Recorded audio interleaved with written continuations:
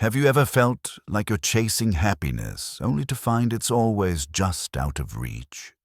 Today, we're uncovering a life-changing secret that flips everything you thought you knew about true joy on its head. Follow the captivating story of Mark, a man who seemingly had it all, but still felt something deeply missing in his life. His quest reveals how simple yet profound practices like gratitude, acceptance, and unconditional love can dramatically transform your daily experiences. Get ready for surprising insights backed by ancient Stoic wisdom and modern psychology, specifically tailored for our fast-paced American lifestyles. Curious about the twist that finally brought Mark lasting happiness? Stay tuned until the end of the video. It's something you'll want to apply immediately.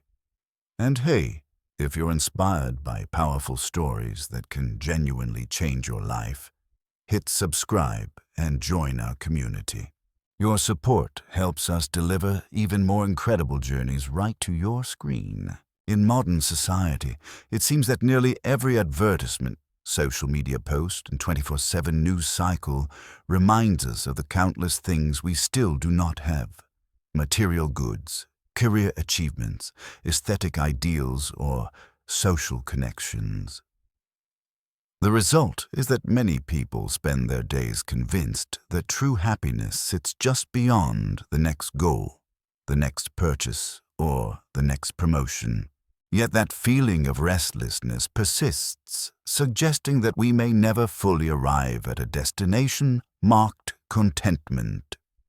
The pursuit of well-being is not new. Our ancient predecessors grappled with the same questions we do now. One influential school of thought that tackled these concerns head-on was Stoicism, originated by philosophers in ancient Greece and later developed in Rome. Notably, practitioners like Seneca, Epictetus, and Marcus Aurelius offered ideas on how to live well amid life's inevitable chaos. According to their teachings, external achievements and possessions, while useful to an extent, cannot wholly define or guarantee happiness. Instead, joy arises from our internal capacity to perceive life's events through the lens of wisdom, patience, and virtue. A simple illustration of this principle appears in the story of a young man named Mark, who resided in a valley where most of his material needs were met.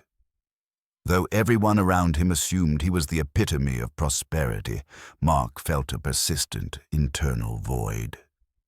Eager to address this emptiness, he journeyed to the modest cabin of a wise old man who, after a long conversation, gifted him with 3 simple yet transformative pieces of guidance: gratitude, acceptance, and love.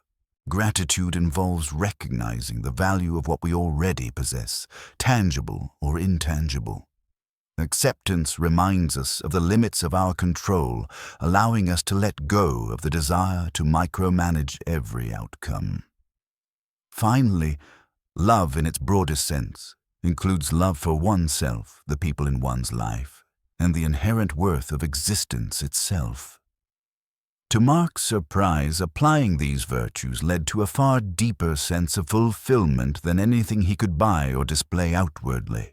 These ideas resonate strongly with contemporary psychology, which similarly underscores the importance of mindset and healthy emotional strategies for achieving genuine well-being. Key principles include emotional regulation, mindful awareness, and community involvement, all of which mirror Stoic insights. Philosophers like Marcus Aurelius argued that we control our judgments, our own thoughts and reactions, while we do not always control the outcomes or what happens outside us. Modern mental health research likewise indicates that focusing on what is within your sphere of influence rather than fixating on external uncontrollables fosters resilience and long-term happiness. Whether you call it mindset or character, the concept remains the same. How you interpret and respond to life's events holds enormous power over your mental state. What follows in this article is a series of practical suggestions merging Stoic philosophy with current psychological findings. The core idea is that these small daily practices, spanning from laughing more frequently to consciously turning off our phones, cumulatively shape our emotional landscape. In this part 1, we will delve into 4 foundational habits. Laugh more, get outside, and connect with nature. Be a morning person and pack your days with plans. Through these practices, you can begin crafting a lifestyle that is open-hearted, perspective-driven, and better equipped to handle life's inevitable ups and downs. Before exploring the first lesson, why laughter matters, it is helpful to understand the broader Stoic principle that underlies these practices.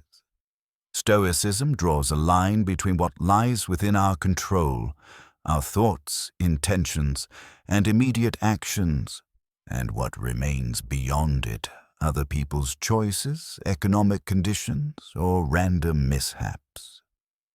A key source of distress from this perspective is investing too much energy into the latter category. When we obsess over external factors like our status, reputation, or uncontrollable events, we set ourselves up for frustration. Over time, we lose sight of how we can manage our internal responses, which Stoicism identifies as the bedrock of emotional health and ethical conduct. Contrary to popular caricatures, Stoics did not propose a joyless life free of emotion.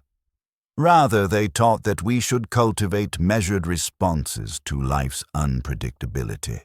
And while certain passages in Stoic texts might seem stern, many of their core teachings champion resilience, empathy, and even humor. In fact, these philosophers recognize that good humor and a calm spirit enable us to navigate tragedies, rivalries, and disappointments without succumbing to bitterness. Contemporary psychologists echo this sentiment, labeling it emotional intelligence or emotional regulation. Clinical studies confirm that developing strategies to remain flexible and balanced, whether through laughter, mindfulness, or problem-solving, lowers stress markers and can mitigate chronic anxiety and depression. The story of Mark and the sage in the cabin offers a distilled version of these ideas. For Mark, the epiphany was that happiness was not something he had to chase. It was something he could foster internally by shifting his perspective and cultivating gratitude, acceptance, and love. Gratitude forces us to notice small wonders that are easily overshadowed by dissatisfaction. Acceptance detaches us from unrealistic expectations about controlling the world, and love broadens our empathy and connections. Each principle is inherently inward-focused, yet has outward manifestations. A grateful mindset shapes how we interact with others. Acceptance makes us less prone to conflict, and love encourages altruism and unity. In practical terms, implementing Stoic concepts today might involve a host of daily exercises, journaling about your emotions, reframing perceived failures as learning experiences, or consciously practicing empathy toward people you find challenging. The suggestions in this article serve a similar function, merging an appreciation of Stoic philosophy with modern methods proven to enhance well-being. From finding laughter in unexpected places to forming a morning routine, these strategies serve as small actionable steps toward living a more examined and satisfying life. So as we transition into the first specific practice, laughter, bear in mind that it is not a superficial, "don't worry, be happy" command. Rather, it is a mindful choice that helps us reclaim perspective. Like a stepping stone, laughter supports us in crossing turbulent waters of daily stress without falling in. When combined with nature exposure, early rising, and efficient planning, laughter ensures that our emotional toolkit remains robust, balanced, and open to growth, much like the Stoics encouraged in their meditations on life. In fast-paced cultures, laughter can be mistaken for a luxury, something that belongs at the end of the to-do list after all urgent work is done. Yet both scientific and ancient philosophical viewpoints suggest that laughter is neither frivolous nor optional for maintaining good mental health. Neuroscience shows that when we laugh, our brains release feel-good neurotransmitters such as dopamine, serotonin, and endorphins, which alleviate pain and elevate mood. This biochemical boost often lingers, making laughter a kind of emotional reset that counters tension, anxiety, and stress. Additionally, laughter lowers the levels of cortisol, a hormone that in high amounts can harm cognition, immune function, and even long-term cardiovascular health. Surprisingly, the Stoics, who are often portrayed as austere and unemotional, acknowledged the importance of a more light-hearted perspective. Although they emphasized self-control and discipline, Stoic philosophers did not prescribe constant solemnity. Epictetus famously taught that people are not disturbed by things, but by the views they take of them. This quote is often used to illustrate how changing our viewpoint can either imprison us in fear or liberate us into calm acceptance. Injecting a dose of humor into our reactions, a laugh or a chuckle at life's absurdities, is a prime example of that liberation.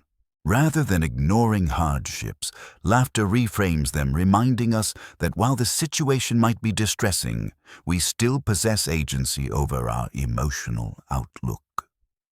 Scientific inquiry backs up the idea that laughter has genuine therapeutic value. Researchers at Loma Linda University found that even a short period of genuine laughter could lower blood pressure, bolster immune response, and help regulate stress hormones. This phenomenon suggests that a laugh is more than a fleeting bit of amusement. It can be a deliberate, health-affirming act of self-care.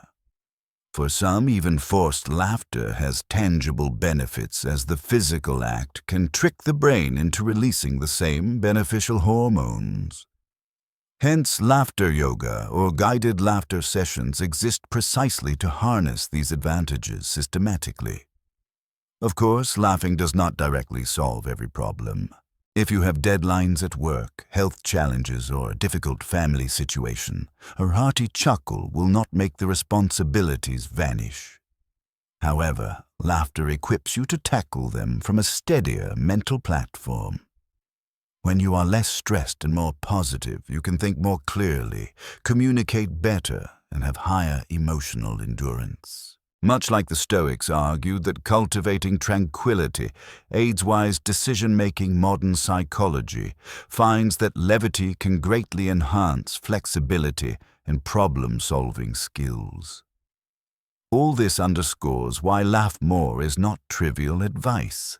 It is an invitation to recognize the power you hold in your immediate mental environment.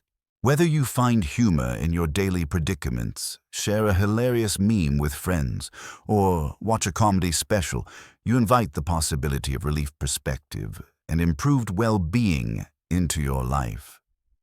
Stoic philosophy and neuroscience both urge you to consider that you have more power than you think, even if it starts with something as simple and profound as a good laugh.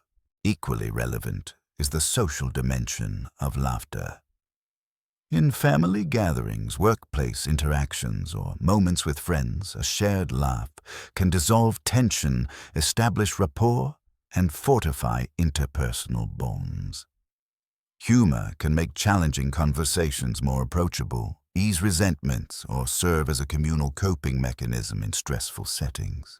Stoics prized living in harmony with others, recognizing that humans are inherently social creatures whose well-being often depends on cooperation and mutual respect. When Marcus Aurelius wrote about the importance of recognizing our place within a larger community, he was pointing to this interconnectedness. Laughter is one of the clearest expressions of it. However, not all laughter is created equal. Stoic ethics remind us that virtue and decency should guide our actions. Thus, mocking or belittling humor that relies on making someone else feel inferior contradicts the Stoic spirit of empathy and moral improvement. Instead, the laughter Stoics might encourage is that which does no harm, fosters human connection, and stems from an authentic, compassionate perspective. Laughing about minor mishaps or universal human foibles fosters camaraderie without alienating or wounding anyone. Epictetus might argue that a sense of humor grounded in humility and universal human experience remains consistent with wise conduct. If you find laughter elusive, perhaps life's burdens feel too heavy, or you have built a habit of seeing situations through a negative lens, there are practical steps you can take. Start small by exposing yourself to uplifting or comedic content deliberately. Pick short clips, stand-up acts, or comedic shows that genuinely spark laughter. Another approach is surrounding yourself with people who find humor in daily events. Laughter can be contagious, so even if you are initially reluctant, you may find your mood shifting when others begin to giggle. You might also consider laughter yoga, a group practice combining gentle stretching, breathing exercises, and simulated laughter that often segues into genuine hilarity. Let us also not underestimate the occasional value of laughing at oneself. The ability to see your own minor mistakes and human frailties with a sense of gentle amusement embodies the Stoic approach to self-awareness. Instead of spiraling into shame or self-criticism, a short chuckle at your own oversight can instantly reset your mindset. You understand that errors and misunderstandings are an inevitable part of being human, and far from being a sign of weakness, acknowledging that truth fosters resilience. In Stoic language, failing at a task is an external event. While you might prefer success, you can still maintain an internal attitude of calm acceptance.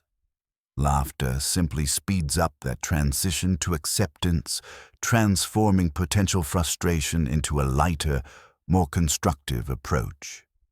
Ultimately, embracing laughter as a daily habit is about more than just entertainment. It is a deliberate recalibration of how you experience the world. Like opening a window in a stuffy room, laughter lets fresh air in, circulating positivity and fresh perspectives.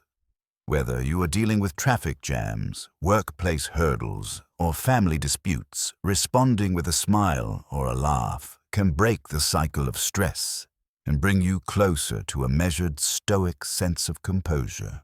As we move forward into additional methods for personal growth, connecting with nature, waking up early, planning your day intentionally. Remember that laughter can undergird these strategies, infusing them with warmth and optimism. Human beings once lived intimately alongside nature, relying on the land for sustenance and navigating the day's activities according to the sun's rise and fall.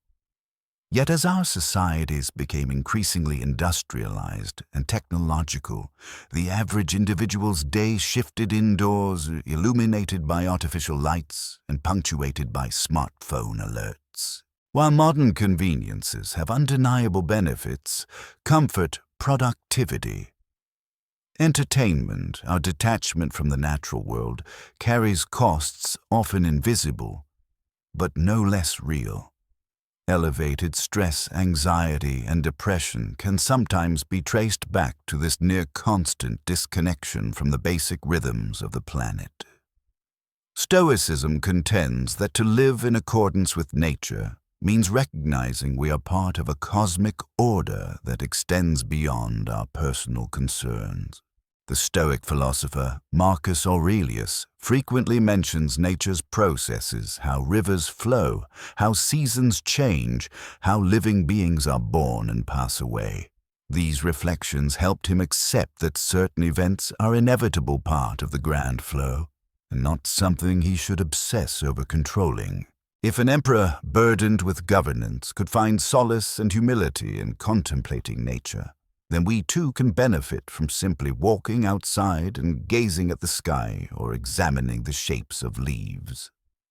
Modern science provides ample corroboration. Being in a green space, even for short intervals, lowers cortisol, a key stress hormone, and bolsters mood. In the practice of forest bathing popularized in Japan as Shinrin-yoku, participants slowly move through a forested area, focusing on sensory details such as the texture of bark, the sound of rustling leaves, or the scent of wet moss. Studies have shown that these quiet immersions in the natural world can reduce anxiety, lift depressive symptoms, and even improve sleep quality. Similarly, research from environmental psychology suggests that encountering biodiversity, seeing an array of plant and animal life, enhances our sense of awe and wonder, reinforcing humility and interconnectedness.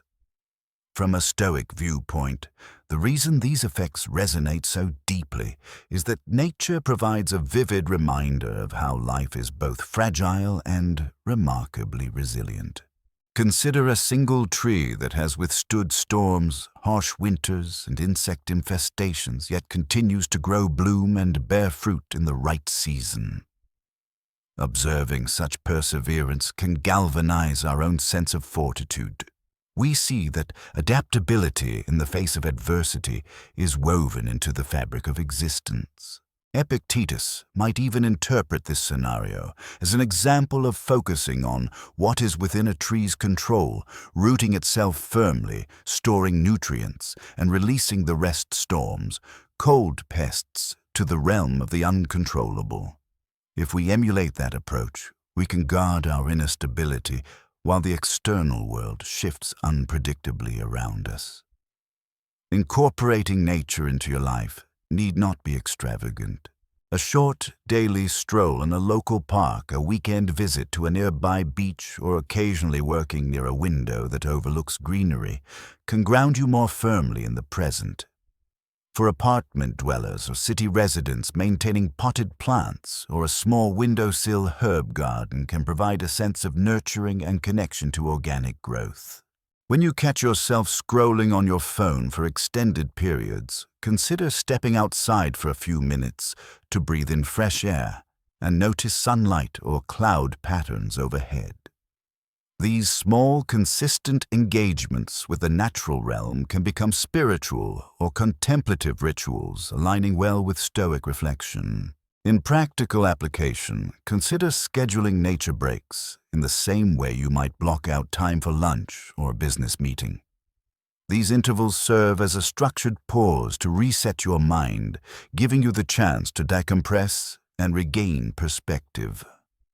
If you have children, involving them in short nature walks can introduce them early to the concept that stepping outdoors is not a luxury or optional pastime, it is a necessary facet of balanced living. Stoics of old recognized that our bodies and minds thrive when aligned with natural processes rather than isolated in boxes of our own making. Beyond reducing stress, nature immersion can also spur creativity. Researchers from the University of Kansas found that backpackers scored significantly higher on creativity tests after several days in the wilderness, free from electronic distractions. The tranquility and sensory richness of natural environments seem to allow the mind's default mode network to wander in a more constructive way, leading to insights or problem-solving breakthroughs that might remain elusive amid the constant pings of digital life. For those who cannot afford multi-day retreats, even micro-doses like a short forest trail jog or a picnic in a scenic spot can spark new ideas. Nature does more than just soothe. It can offer a form of honest reflection. Watching animals forage for food or plants adapt to shifting weather patterns can illuminate how to navigate your own daily challenges with resourcefulness and patience. A rocky outcrop battered by wind and rain yet standing firm might remind you that hardships, while unpleasant, need not destroy your core. Indeed, Stoic teachings often encourage self-examination, inspired by natural examples, to ask how we can adapt, endure, and flourish within our own environments, even when conditions appear inhospitable. This parallels the Stoic principle of focusing attention on your own conduct, akin to how a tree invests energy in its own growth, rather than sulking about its location or climate. Moreover, stepping outside your habitual routine cultivates humility. Modern environments can give an illusion of absolute human control, with climate-controlled offices, instant grocery deliveries, and near-limitless online distractions. In nature, that illusion vanishes. Encountering sudden rain, a steep hill, or the sheer scale of an ocean horizon dissolves any notion that we can micromanage every detail of existence. Stoics might claim that this realization is freeing. It liberates you from the burden of believing you must fix or control all externalities. Once you relinquish that burden, you can redirect your energy toward what truly lies within your grasp, your mindset, your choices, and the cultivation of your virtues. Ultimately, to get outside and connect with nature is not a shallow slogan, but a conscious relinking of ourselves to the larger tapestry of life. Whether you live near forests, deserts, mountains, or city blocks, there are always avenues to experience nature's rhythms, from weather shifts to starry nights. The key is to observe and allow these experiences to inform both your emotional well-being and your philosophical outlook, reinforcing the Stoic stance that we learn. Acceptance, gratitude, and resilience by acknowledging that we are, in fact, part of nature. When you picture a morning person, you might imagine a chipper individual who hops out of bed at dawn, eagerly tackling tasks before most people have stirred. For those who struggle to wake up early, the mere thought of sunrise activity may be daunting or even off-putting. Nevertheless, numerous Stoic texts and modern studies align in suggesting that embracing the morning hours can yield significant benefits for mental clarity, productivity, and emotional well-being. Marcus Aurelius, in his Meditations, exhorted himself to rise and face the tasks befitting a human being, a message of purposeful living that resonates with the entire Stoic emphasis on discipline and intention. From a biological angle, getting up early tends to align us with the natural sleep-wake cycle governed by daylight. When morning sunlight enters your eyes, it helps regulate your circadian rhythm, influencing hormones tied to alertness and rest. People who rise early often report feeling more energetic through the day, partly due to reducing the social jet lag that occurs when our sleep schedule conflicts with natural light patterns. Contemporary research indicates that larks, or morning-oriented individuals, may experience higher levels of positive affect as well as fewer depressive symptoms when compared to night owls. This does not mean we must all transform into 5 a.m. Rises instantly, but shifting toward earlier wake times can foster a sense of stability and better synchronization with daily life demands. In a psychological sense, becoming a morning person can create a quiet, distraction-free window to set the tone for the rest of your day. During these early hours, you can engage in activities that nourish you, like mindful reading, meditation, journaling, or gentle exercise, before the barrage of emails, texts, or social media notifications start vying for your attention. By the time you plunge into your work or family responsibilities, you have already dedicated part of the day to inner alignment and personal well-being. Stoicism prizes this kind of reflective practice. It mirrors the advice of Seneca, who recommended regularly examining one's thoughts and actions to maintain moral clarity and self-awareness. What about those who claim they are inherently night owls? Admittedly, individual differences in chronotype, our built-in preferences for sleep patterns, do exist. Yet many find that by gradually adjusting bedtime earlier, limiting screen exposure before sleep, and establishing soothing nighttime rituals, they can successfully become, if not a perfect early bird, at least a hybrid who capitalizes on morning calm. Epictetus would say that while external conditions influence us, our habits and decisions should guide how we adapt. We might not rewrite our genetic predisposition, but we can shape our lifestyle in ways that serve our goals and mental health. Additionally, leveraging early morning discipline can shield us from decision fatigue. As the day progresses, we tend to be bombarded with minor choices: what to eat, which emails to answer first, how to respond to various errands that gradually deplete our mental reserves. Tackling pivotal or demanding tasks right after waking can exploit our freshest cognitive state. Even a brief session of tackling crucial items in the morning can reduce overall stress, because you have made tangible progress by the time typical business hours begin. For the Stoics, this approach is about exercising self-dominion.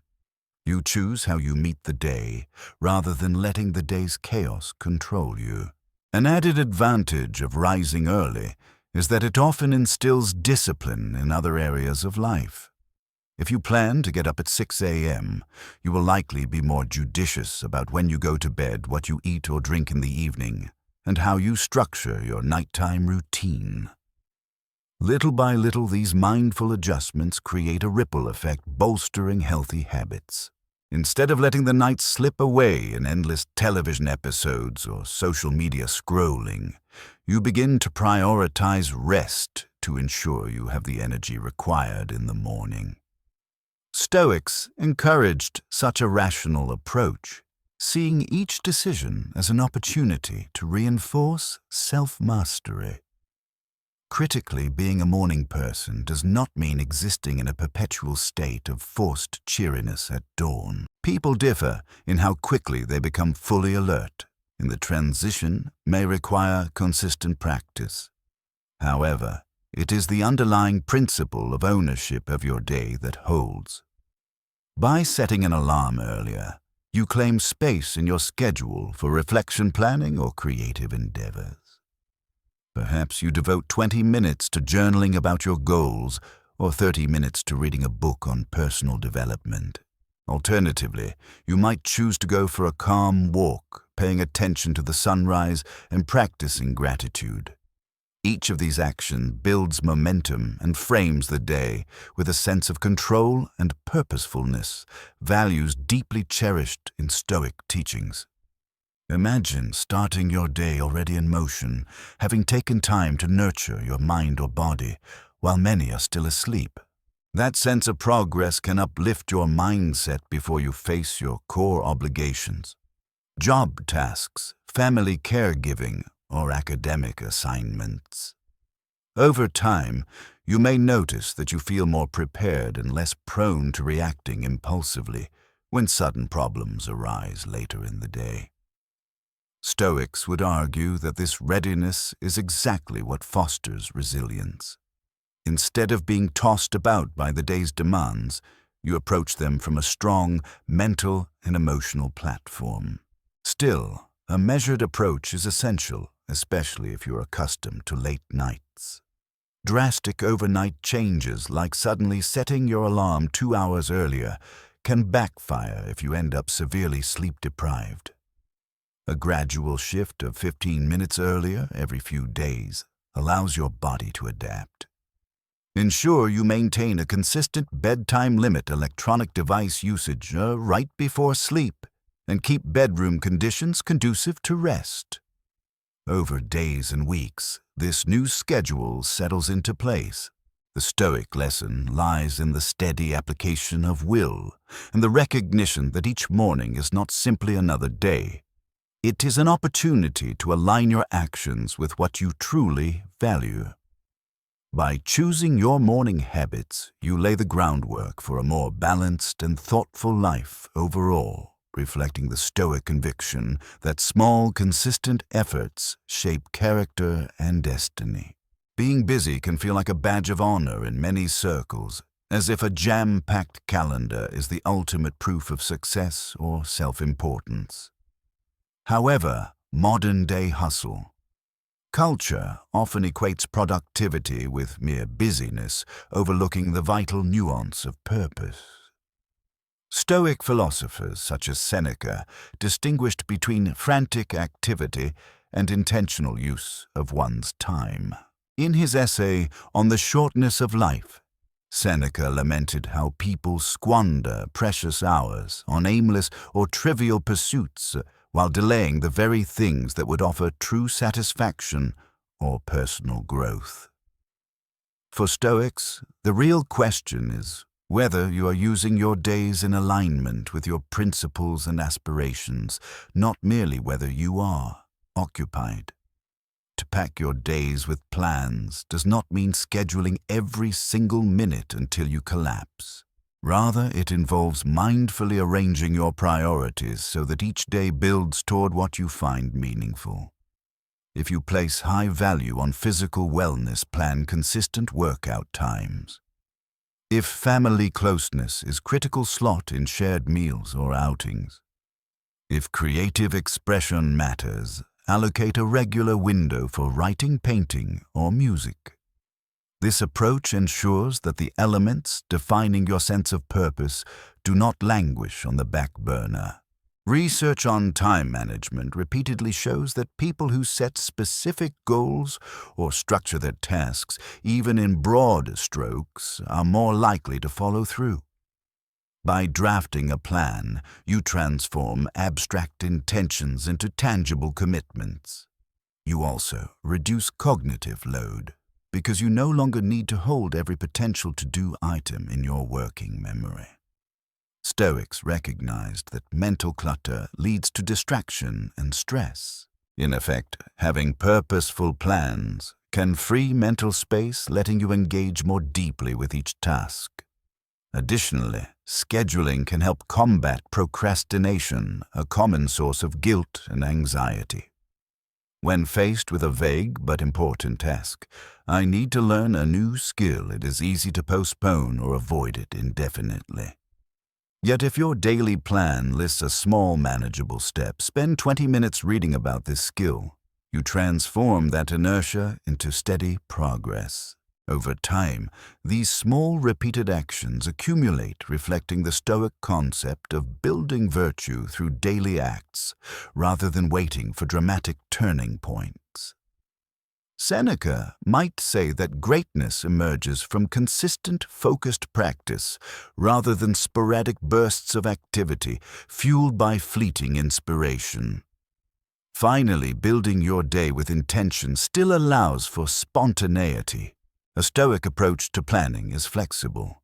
If unexpected events arise, an urgent call, an impromptu invitation to relax with friends, you can adapt gracefully. The difference is that rather than being perpetually reactive, you have a roadmap, so making adjustments is a conscious choice rather than a frantic scramble. The day's plan serves as a guide, not an unbreakable contract, giving you both direction and the freedom to pivot. Stoics would see this as the hallmark of wisdom, applying reason and values to structure your life while retaining the agility to handle life's inevitable surprises. Visualizing a day packed with purposeful plans might initially sound exhausting. However, Stoic thinkers like Marcus Aurelius or Epictetus would argue that proper planning actually reduces fatigue because it eliminates the mental strain of constant decision-making in the moment. Modern psychology has a term for this decision fatigue, which describes how the more decisions you make, large or small, the more your cognitive resources wear down. Eventually, even trivial choices, what should I eat for lunch? Which emails do I answer? First feel burdensome.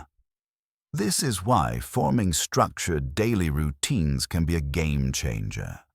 By deciding in advance that you will, for example, read for 30 minutes each morning, check emails only at specific times, or take a 15-minute break each afternoon, you preserve energy for tasks that truly require creativity or deeper focus.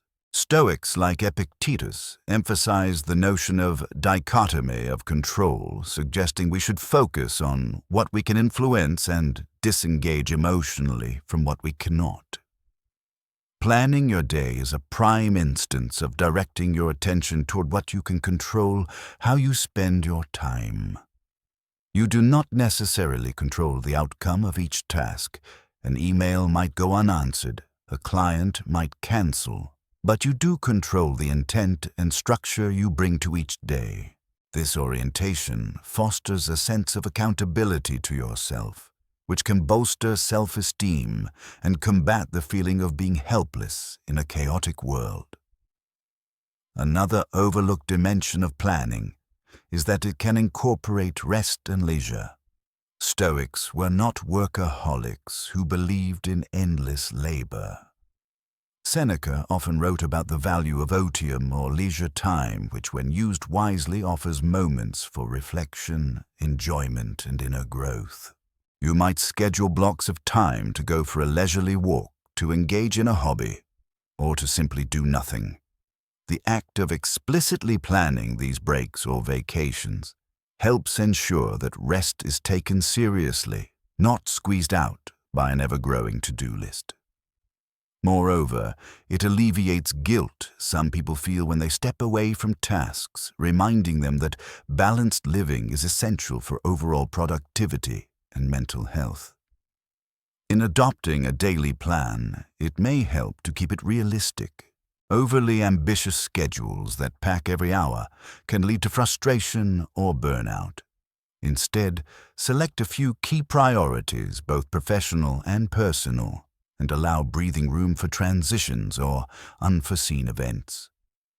A plan that acknowledges the fluid nature of life stands a better chance of enduring. When the day ends, the Stoic practice of self-reflection invites you to evaluate how you used your time. Did you live up to your values? Did you address top priorities?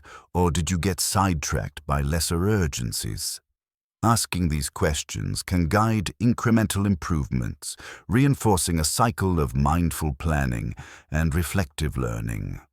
Ultimately, by packing your day with thoughtfully chosen tasks and moments of rest, you're closer to living in alignment with Stoic ideals. You channel your energies toward meaningful engagements, minimize wasted effort, and remain flexible in the face of unpredictability.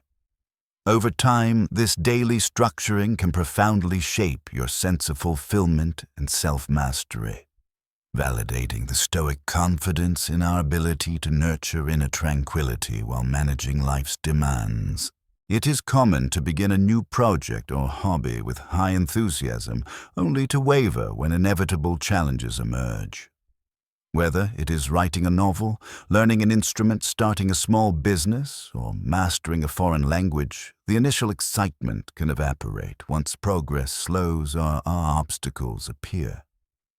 Yet Stoic philosophy, echoing the more contemporary notion of grit, urges us to persevere in pursuits that hold genuine value. Epictetus taught that adversity reveals how committed we are to our chosen path. If a challenge alone can derail you, perhaps your dedication was never fully anchored in true conviction. But if you persist, adjusting strategies, refining your approach, you prove not only your determination, but also your love for the activity in question. Modern psychological research corroborates that seeing one's efforts through even during the harder phases cultivates resilience and builds a stronger sense of self-efficacy. Angela Duckworth's work on grit exemplifies this, showing how long-term passion and perseverance are better predictors of success than raw talent alone. Success here is not exclusively about achieving external rewards or recognition. In a Stoic sense, success lies in the character developed through consistent exertion and the meaningful experiences gained from mastery. One stumbling block is the cultural pressure for instant gratification. People often expect quick wins, learning a guitar chord progression in a day or monetizing a blog in a week. When reality proves slower, they lose hope. Seneca would likely label this impatience as a misunderstanding of nature's pace. Just as a tree cannot be forced to bear fruit before its season, your skill or project cannot bloom overnight. By focusing on the day-to-day practice and acknowledging incremental growth, you align yourself with the Stoic emphasis on the process rather than the outcome. Quitting prematurely also deprives you of discovering your deeper potential. Many times that final 10% of effort or that one additional month of persistence yields the breakthroughs that seemed impossible. By staying the course, you offer yourself the chance to surpass prior limitations and to refine your craft in ways that early challenges might have concealed. While Stoics accept that external results, e.g. public accolades, are not guaranteed, they view the genuine enjoyment and internal growth as meaningful in their own right. In other words, not quitting on what you love can bring a sense of purpose and fulfillment separate from any outward metric of success. However, it is also valid to distinguish between fleeting interests and true passions. If something genuinely no longer resonates, it may be wise to let it go. The Stoic principle here is introspection. Are you quitting because it lacks genuine meaning for you? Or are you quitting out of frustration or fear? If the latter, it may be time to apply Stoic perseverance. If you truly love a pursuit, treat it as an integral part of your life's journey. In that sense, don't quit on what you love is not rigid dogma, but an invitation to remain steadfast when the only real obstacle is discomfort or temporary setbacks. A common misunderstanding of perseverance is that it implies stubbornly forging ahead without any adaptation or learning. The Stoics, however, do not champion blind persistence. They encourage a willingness to adapt. If you repeatedly fail at a particular step in your passion, say you keep hitting the same stumbling block when painting or coding, then reevaluate your approach. Talk to a mentor, study new techniques, and consider shifting your perspective on the difficulty you face. Marcus Aurelius noted in his Meditations that an impediment to action can actually elevate action, becoming part of the path rather than its end. In simpler terms, a barrier can serve as a teacher guiding you to refine your skills or approach. Nevertheless, the inclination to quit can grow especially strong during times of stress or burnout.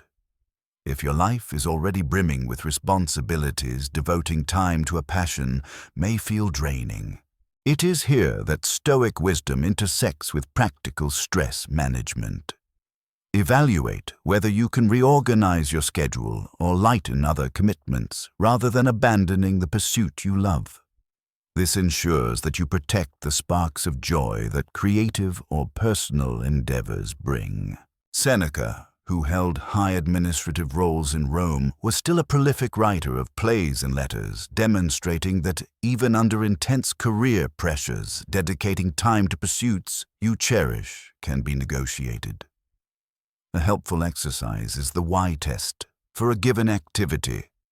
Ask yourself, why do I love this? The reasons might include creative expression, emotional catharsis, personal growth, or the pleasure of honing a skill.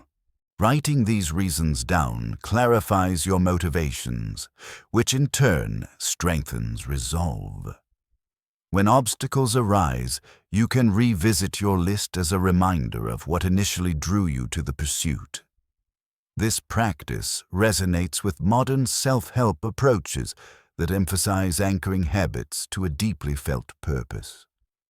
From a psychological standpoint, each time you persist and push through a challenging phase, you strengthen neural pathways associated with resilience. Neuroplasticity research shows that sustained effort in the face of difficulty literally rewires your brain, making perseverance more natural over time. This phenomenon dovetails with Epictetus's teaching that every trial can be harnessed as a test of character, forging the type of inner fortitude that stands you in good stead for future trials. Finally, remember that your capacity for perseverance can serve as an inspiration to others. Whether it is friends, family colleagues, or younger people witnessing someone stay devoted to what they love, even when the road is bumpy, can spark renewed ambition and optimism. Stoicism may be individually practiced, but it acknowledges the communal aspect of human existence. Your steadfastness may encourage those around you to nurture their own passions. In that sense, each act of not giving up radiates outward, creating a ripple effect that touches more lives than your own. Thus, refusing to quit on what you love aligns closely with Stoic values of both personal virtue and meaningful social impact. Kindness, in a world that often feels rushed, competitive, or digitally fragmented, can appear old-fashioned, a gentle relic overshadowed by personal ambition and self-interest. Yet Stoic philosophy and modern psychology converge on the point that genuine kindness is among the most potent forces for emotional well-being, social harmony, and indeed personal growth. Stoics understood humans as social creatures naturally interdependent. Marcus Aurelius penned that each of us is part of a community akin to organs in a body, highlighting that no person thrives in isolation. A kind act, whether modest or grand, weaves us closer together and crucially boosts our own morale as we practice virtue. Contemporary studies on kindness mirror these ancient insights. Research demonstrates that altruistic behaviors such as volunteering or small acts of service trigger the release of oxytocin and other bonding hormones, thereby enhancing a sense of well-being. These findings resonate with Epictetus's belief that living virtuously, which includes benevolence, fosters a tranquil soul. Conversely, indulging in cruelty or even apathy can leave us feeling emotionally disconnected and anxious. One of the beauties of kindness is that it is highly scalable. You need not overhaul your life or donate enormous sums of money to experience its benefits. Holding a door open, offering a compliment, or listening attentively to someone's troubles can suffice. According to the kindness contagion effect, recipients and even onlookers of kind acts are more likely to pay it forward. In effect, your single moment of compassion has a social ripple that can extend well beyond the immediate interaction. Stoics would celebrate this as evidence of our shared rational nature. Seeing that others respond in kind to virtue underscores our universal capacity for empathy. Still, modern life poses obstacles that may numb our impulse to be kind. Stress, overwork, and endless digital notifications leave limited mental space for noticing another's needs. Stoicism, however, puts heavy emphasis on mindfulness and living deliberately. By slowing down, you can catch yourself in those micro moments. Maybe you're in a busy queue at a supermarket, or feeling irritated with a slow waiter, when an instinctive reaction might be impatience or rudeness. Instead, you pause and recall the Stoic tenet that how you behave is always within your control. The choice to respond kindly to empathize with someone else's situation fundamentally shifts the tone of the encounter. Moreover, kindness is not synonymous with weakness or letting people walk over you. Stoics advocated for balance. One can maintain firm boundaries while still acting kindly. Think of it as courteous assertiveness. If someone is harming or exploiting you, you can address it firmly, but without malice. This approach stems from a larger Stoic conviction: hatred or revenge only corrodes the hater. Marcus Aurelius pointed out that the best revenge against those who injure you is to refuse to become like them. Choosing kindness even when faced with negativity reflects an unwavering commitment to your own character. In day-to-day living, consider weaving in small acts of kindness. Pay for someone's coffee in line behind you. Give a co-worker praise for a job well done, or text an encouraging message to a friend facing difficulties. Doing so not only brightens others' days, but also fosters your own emotional resilience. As you lean into kindness, you nurture a part of yourself that thrives on connection and empathy, aligning neatly with the Stoic emphasis on virtue as the true pathway to a flourishing life. Ultimately, kindness is a practical tool that enriches communal bonds, elevates your state of mind, and reminds you that each of us can make the world incrementally better through simple daily choices. At times, the act of kindness may feel risky or open to misinterpretation. Perhaps you worry that your overtures might be seen as intrusive, naive, or even manipulative. The Stoics, though, would tell us to concentrate on our intention. If your intent is sincerely benevolent, then how others interpret it lies outside your complete control. After all, Stoicism teaches that we can only truly govern our own motives and actions. Marcus Aurelius advised focusing on being a good person, for that alone is squarely within our power. This notion is reinforced by various psychological frameworks that underscore the concept of intrinsic motivation. When you do something kind merely for an external reward, praise, a returned favor, or public recognition, you might grow resentful if none of these results come your way. But if you act kindly because it aligns with who you strive to be, the reward becomes intrinsic. Even if the gesture goes unnoticed or unreciprocated, you have expressed your values. Epictetus would regard that as a moral victory in itself. Over time, repeated kindness builds your self-concept as a person who behaves ethically, and this self-perception can create a positive feedback loop, consistent internal reinforcement. Looking beyond the personal growth aspect, kindness has a larger social dimension. We live in an era of widespread polarization. Online debates escalate, misunderstandings proliferate, and empathy can be in short supply. Practicing deliberate kindness acts as a counterbalance to these tendencies. Even small deeds like giving someone the benefit of the doubt in a heated discussion or responding graciously to a rude comment begin to shift the emotional currents of those interactions. For Stoics, this is a demonstration of living virtue. You're not merely reading or writing about philosophy. You are manifesting its principles in real-world encounters. That said, it is important to acknowledge that not everyone will reciprocate. Some might take advantage of your helpful nature, or your kind gesture might land on emotionally closed-off ground. Stoicism prepares us for this possibility, reinforcing that our role is to do our best to act with virtue, and not to fret excessively about outcomes we do not govern.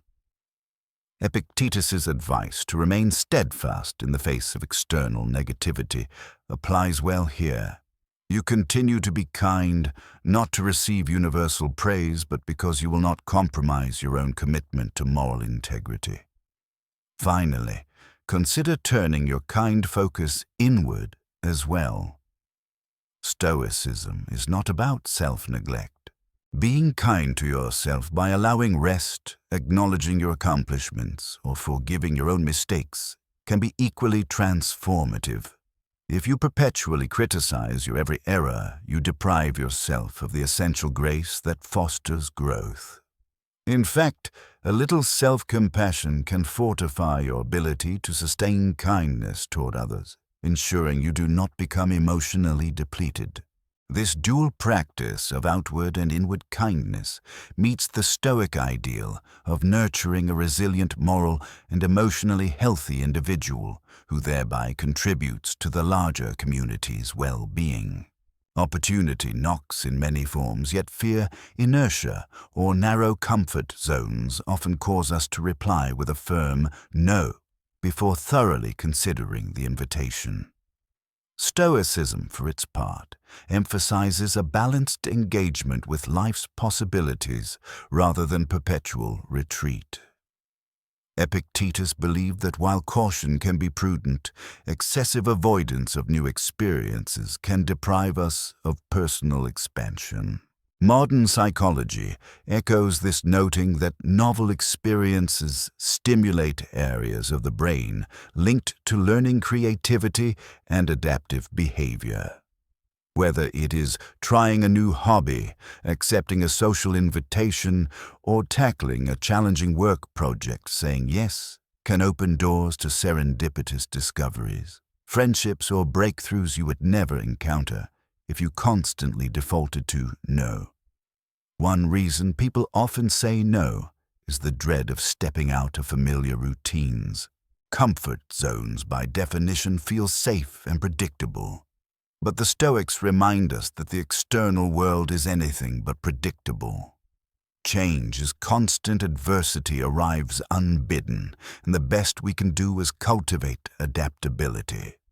By voluntarily exposing ourselves to small degrees of uncertainty, like joining a club, volunteering for a new role, or starting a side project, we hone the mental agility and resilience we will need when less favorable changes appear. Each time you push your limits, you discover more about your actual capacity for handling life's fluctuations. Saying yes does not mean discarding discernment or boundaries. Stoicism champions reason.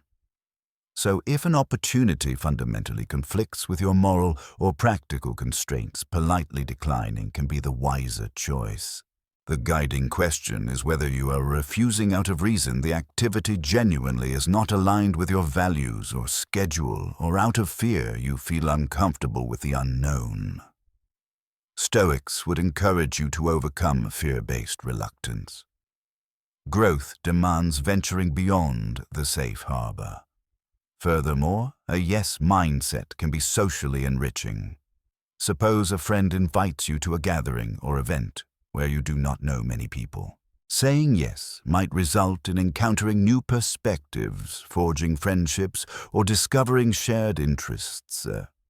These relational expansions resonate with the Stoic acknowledgement that humans flourish in communities.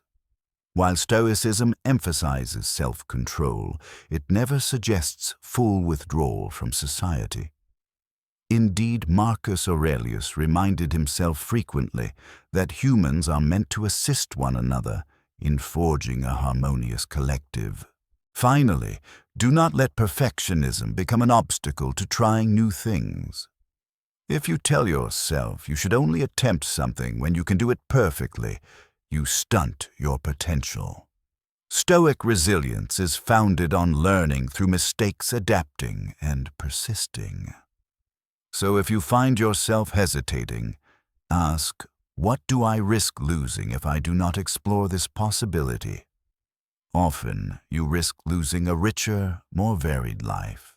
Thus, saying yes more often becomes a testament to a Stoic-inspired openness, recognizing that true growth and wisdom flourish when you embrace rather than shun the unknown. From a neuroscientific viewpoint, novelty triggers dopamine release, a neurotransmitter linked not only to pleasure and reward, but also to motivation and curiosity. Whenever you embrace a new activity, say, tasting an unfamiliar cuisine, learning a dance form, or traveling to a place you have never been, your brain's neural circuitry receives a fresh stimulus. This can boost your enthusiasm and willingness to tackle subsequent challenges. Interestingly, Stoic writers might interpret these findings to illustrate how remaining open to new experiences aligns with nature's design for continuous growth. Humans are born with a capacity to learn and adapt, and saying yes to opportunities is one way we respect that inherent capability. Yet some people claim they cannot handle more obligations, mistaking saying yes for mindlessly accepting every demand. Stoicism, balanced as ever, warns against extremes. A key principle is moderation and deliberate choice. If your schedule is already at capacity, it may be prudent to say no to additional burdens that yield little personal or communal benefit. The crux is discerning whether you are turning down opportunities out of a well-reasoned approach to priorities or because it is more comfortable to stay in your routine. True Stoic engagement with life is purposeful, whether the decision is to say yes or no. Consider employing a personal reflection whenever you find yourself automatically inclined to refuse an invitation or challenge. Pause and ask, why am I hesitant? Is it from genuine lack of alignment with my values or goals, or is it from apprehension? If you identify fear or complacency as the driver that might be your signal to do the Stoic thing, step into the unknown for the sake of growth. Over time, building a habit of thoughtful yes can accumulate surprising boons, unexpected friendships, career shifts, or personal revelations. Moreover, saying yes can mitigate the nagging sense of regret that arises from passing on opportunities. Many people look back and wish they had taken a chance, joined that social event, or collaborated on that bold project. The Stoic principle of memento mori, remember that you must die, underscores how life is finite. Being overly cautious or reserved can lead you to miss out on ephemeral joys and expansions of perspective. Epictetus might note that while you do not control how much time you have, you do influence how you use it. One day, your final hour will come, and you will not regret the times you genuinely tried to live fully, even if not every attempt yielded perfect results. That said, a yes-oriented philosophy is also a safeguard against stagnation. Progress in any domain, emotional, intellectual, social, often demands crossing thresholds of discomfort. The more you say yes to skill-building courses, new friendships, or traveling to challenging locales, the more you discover different sides of yourself. You realize you can adapt to varied circumstances and be resourceful. This fosters the Stoic sense of self-reliance tempered by humility, acknowledging that you are both capable and always learning. In essence, consistently opening up to life's invitations can keep your spirit agile, your mind curious, and your emotional horizon broad, a living reflection of Stoic wisdom in practice. Contemporary life often blurs the line between the digital world and the real one. We carry smartphones, pocket-sized portals, to emails, texts, social media, news, and entertainment everywhere we go. While these devices facilitate communication and information access in astonishing ways, they can also tether us to an endless cycle of notifications. The Stoics were adamant about maintaining focus on what really matters, cautioning us against constant distractions. They viewed mental clarity as a prerequisite to practicing self-control, wisdom, and virtue. Although Marcus Aurelius or Seneca did not encounter smartphones, their emphasis on mindful attention is remarkably relevant. A modern body of research corroborates the Stoic stance: too much screen time elevates stress hormones, disrupts sleep patterns, and can aggravate feelings of anxiety or depression. When you are constantly receiving pings from apps, you remain in a perpetual state of low-level alert, a phenomenon described as being perpetually on call. Over time, your nervous system can suffer from this relentless pressure, leading to burnout or overstimulation. Stoic teachings would encourage you to reclaim the power of directing your mental energy where you choose, rather than letting every digital ring or vibration commandeer your attention. One tangible step is setting specific intervals during the day to fully power down or silence the phone. For instance, you could decide to be phone-free during meals or for the first hour after waking, thus protecting that early morning calm. A more advanced practice is instituting a digital Sabbath on a chosen day each week. Even a few hours of device-free existence can clear mental space for reflection, conversation, creative pursuits, or simple rest. Stoics champion the idea of focusing on the present, and turning off your phone helps remove one of the prime culprits of mental wandering and interruption. Beyond personal calm, your relationships can benefit significantly when you're not continually glancing at a screen. People who feel heard and seen develop stronger bonds and trust. If your phone is always in your hand, ready to disrupt a conversation, those around you sense that your attention is fragmented. Stoicism highlights our interconnectedness and responsibility to engage honorably with others. One way to honor that is by giving someone undivided attention, free from the compulsion to check notifications. Your consistent presence signals respect, thereby reinforcing a more genuine connection. Additionally, digital detox practices can help you identify whether you have been using your phone as a crutch to dodge negative emotions like boredom, loneliness, or stress. Stoics would advise facing those feelings head-on, understanding them and addressing them with introspection. If you discover that you habitually pick up the phone to avoid certain thoughts, you can instead practice a brief mental pause. Reflect on why you feel restless or anxious. Perhaps write it down or engage in a moment of mindful breathing. The phone no longer serves as a reflexive escape hatch, but reverts to a tool used consciously when needed. Over time, you can foster a healthier digital ecosystem that aligns with Stoic ideals of intentional living.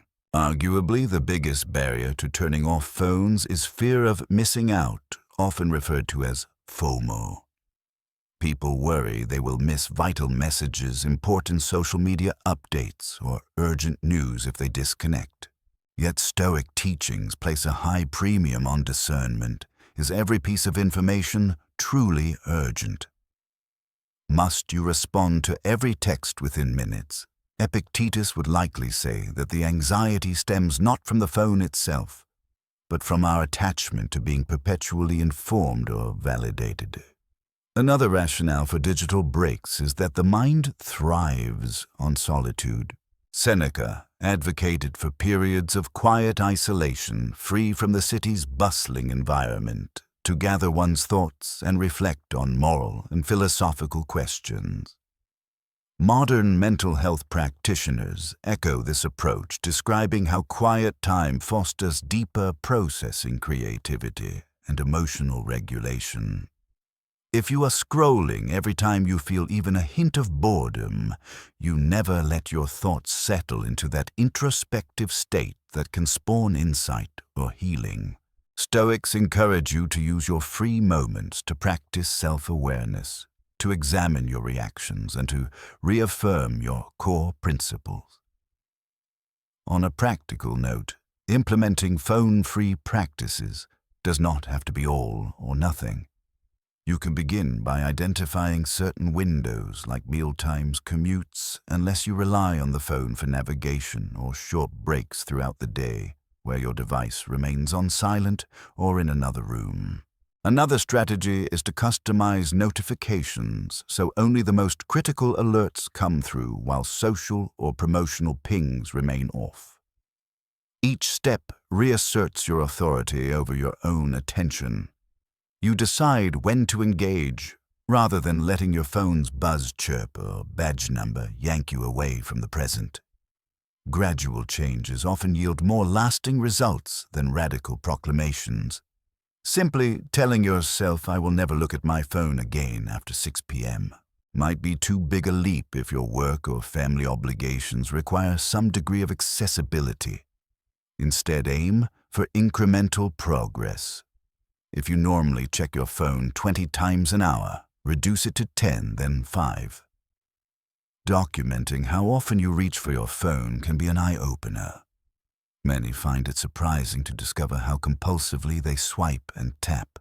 Keeping a small notepad to log the times you pick up your phone can cultivate a heightened sense of accountability, a nod to the Stoic practice of self-inventory. Ultimately, phone-free moments can be a gateway to reconnecting with life's simpler pleasures. Savor your coffee's aroma, notice changing light outside, or have an unhurried conversation. The Stoics believe that cherishing the immediate present is essential since tomorrow is never guaranteed. Removing digital intrusions for even brief intervals each day can help you accomplish exactly that, living more attentively, more humanely, and more stoically in a culture that often treats constant connectivity as the norm. Life, for many people, is a carousel of tasks, work, deadlines, family obligations, errands, and social commitments, spinning relentlessly with hardly a pause for recovery. While diligence is admirable, an absence of rest can precipitate burnout, undermining both productivity and mental health. The Stoics, famed for their emphasis on endurance and fortitude, paradoxically also underscored the importance of balance. Figures such as Seneca wrote about the significance of leisureotium, not as a synonym for laziness, but as a time for rejuvenation, introspection, and the pursuit of enriching activities.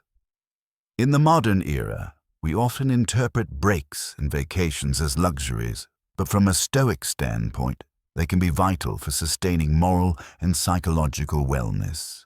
A growing body of research clarifies the physiological and emotional benefits of taking breaks. Brief pauses from work, even just 5 to 10 minutes every 90 minutes or so, have been shown to elevate focus, spark creativity, and improve overall productivity.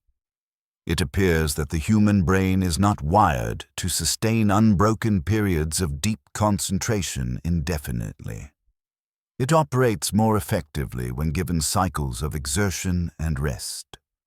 Similarly, vacations yield a host of advantages. They lower stress, deepen relationships, and can generate new perspectives on everyday challenges.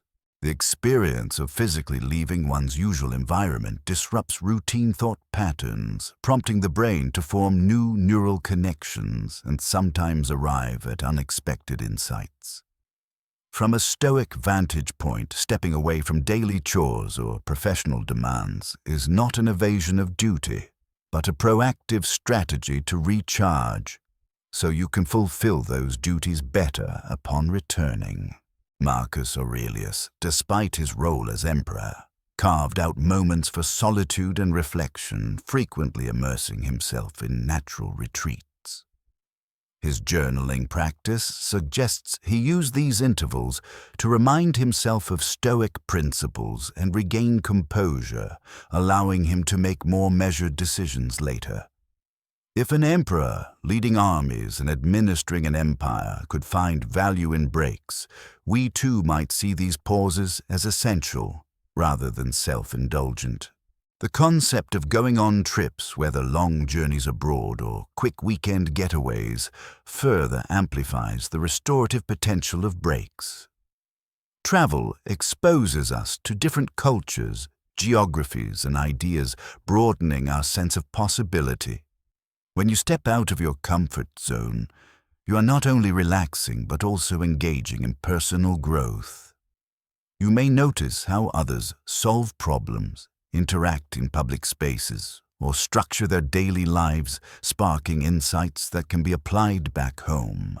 Some Stoics, including Seneca, wrote letters about traveling to scenic locales, reflecting on how each new vista refreshed his mindset.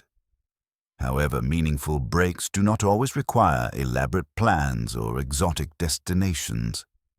Even a simple day trip to a nearby park, lake, or town can suffice if it allows you to exit your normal routine.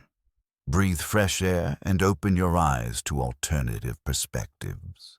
The key is to consciously detach from the daily grind, giving your mind room to wander freely. Epictetus would highlight the mental aspect of this practice. If you take a trip but lug all your anxieties and tasks with you, you're not truly pausing. You might be physically absent from your desk but mentally still chained to responsibilities. A real break in Stoic terms involves redirecting the mind as well, placing concern for those tasks on hold and focusing on the here and now. To reap the most from breaks and trips, pair them with mindfulness. Instead of toggling from hectic work to constant phone scrolling while on vacation, maintain the Stoic principle of presence. Observe your surroundings, taste new foods slowly and attentively, journal your reflections, or share meaningful conversations with your travel companions. Vacations can become a purposeful extension of your Stoic practice if you approach them with awareness and a sense of wonder, rather than as an excuse to oversaturate yourself with different forms of entertainment. For shorter daily breaks, consider how you spend those precious pauses. Scrolling social media might be a reflex, but it might not offer genuine refreshment. Alternatively, you can use a 10-minute window to stretch, breathe deeply, or step outdoors to observe a bit of nature. Some people find micro-meditations focusing on their breath for a set period re-energizing. Others prefer a brisk walk to get blood flowing. The Stoics would likely advise you to experiment and see what fosters renewed concentration and emotional steadiness. Additionally, thoughtful breaks can facilitate better boundary setting between personal and professional spheres. In an age where work emails can ping you at any hour, taking a break sometimes means turning off those notifications and trusting that the world will not crumble in your short absence. This is an illustration of Stoic wisdom. You accept that certain events will keep unfolding, but you prioritize your well-being and mental clarity so that you can be more effective upon your return. Overextending yourself indefinitely is unsustainable. Marcus Aurelius, who governed an empire, recognized the necessity of stepping back to reflect. We can learn from that, no matter how busy we are. We can arrange intervals of genuine disconnection to safeguard our mental health. The benefits extend beyond your personal welfare. If you have a family or work in a team environment, your improved mood and rejuvenated outlook positively affect those around you. Stoic philosophy underscores the interconnectedness of individuals within a community. By preventing burnout and maintaining a more balanced mindset, you become a steadier resource and collaborator. Seneca might phrase it as fulfilling your duty not just to yourself, but also to those who rely on your calm and reasoned presence. Finally, do not wait until you are exhausted to schedule your next break or trip. Proactively planning them in your calendar ensures you do not inadvertently push rest to the bottom of your priority list. This forward-thinking approach aligns with Stoicism's emphasis on wise preparation and self-knowledge. Recognize that you are a being with finite energy and that periodic resets are crucial.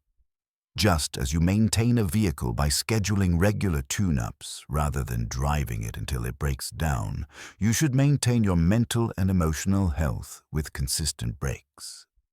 Embracing the Stoic perspective means valuing these pauses not as lazy indulgences, but as essential recalibrations. So whether it is a quick coffee break, a walk around the block, or a week-long journey, treat that time as an opportunity for mental, emotional, and even spiritual renewal. By weaving breaks into your life, you cultivate the resilience and calm that Stoics strove for all while enhancing your productivity and relationship. In chasing ambitious goals, accumulating professional accolades, building personal brands, or striving for academic milestones, many overlook an essential wellspring of happiness. Human connection, whether it is family members, childhood friends, or new acquaintances. Social bonds anchor us, remind us of our shared humanity, and offer comfort in challenging times. The Stoics, despite their image as solitary philosophers, placed substantial value on community and interpersonal relationships. Marcus Aurelius wrote extensively about the importance of cooperating with fellow citizens and fulfilling one's social duties. Seneca likewise saw friendship as a catalyst for personal growth, encouraging the exchange of moral wisdom. Modern psychology validates these ancient intuitions. Longitudinal studies like those from Harvard's Adult Development Study emphasize that close supportive relationships are among the strongest predictors of happiness, health, and even longevity.